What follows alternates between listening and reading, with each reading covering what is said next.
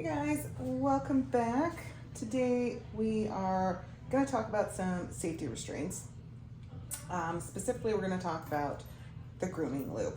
I've had a couple of questions and comments on why we use it and is it safe to use.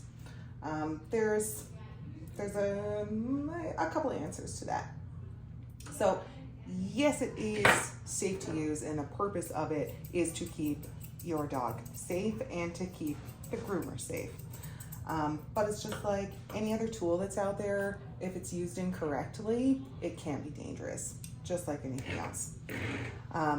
So it keeps your dog safe if you have it at an appropriate height. So there's some slack in it, but they're not able to walk all over the table and walk off the edge of the table. It's going to keep your dog in the center of the table so that in the event that I have to take my hands off of your dog, like to change the blade on my clipper or turn the dryer on or off or grab a different tool, that your dog isn't able to just jump off the edge of the table and leave, or slip off the edge, or any of those things. Now, with that being said, if I am taking my hands off of the dog, I'm not going to leave it unattended.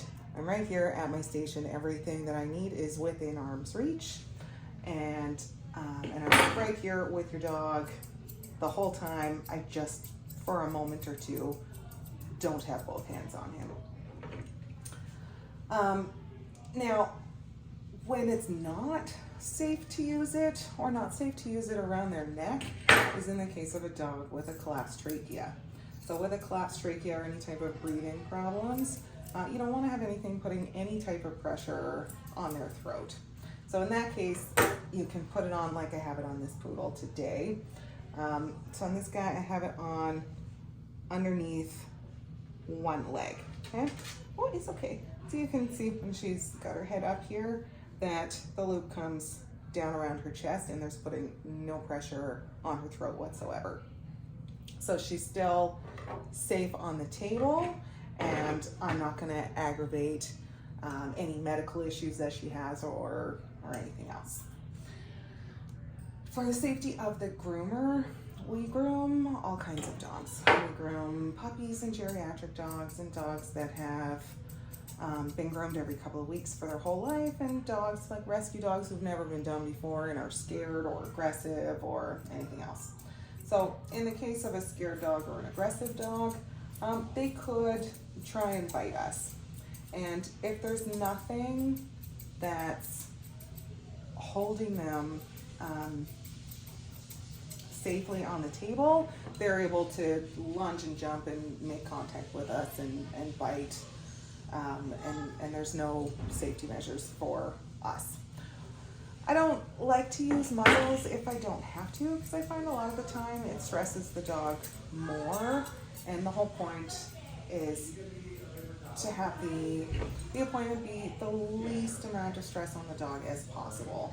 I would like for every dog to eventually get to the point where they're comfortable with me, they're comfortable with all of the stages of the grooming, and they're not afraid or upset or overly stressed anymore. But that takes a lot of time and a lot of patience. And on some of these dogs, it takes a lot of attempts at them biting.